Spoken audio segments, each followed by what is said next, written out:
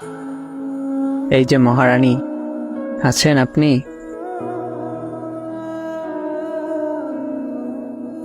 জি sir, বলুন। আমি কাল খুলনা যাব। কেন? ওইখানে কি? একটা বন্ধুর সাথে যাব, ওর কাজের জন্য। ও, হ্যাঁ, তো যাব।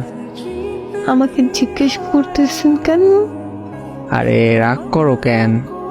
রাগ কই করলাম?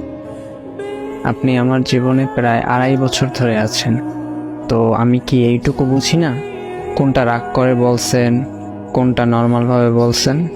এত বুঝেন যখন, তাহলে জিজ্ঞেস করেন কেন? বুঝছেনই তো, রাগ করে বলছি। আচ্ছা বুঝলাম, এখন বলো যাব কি না। না, কারণ আপনি নিজের কোনো কাজে তো আর যাবেন না, বন্ধুর কাছে যাবেন।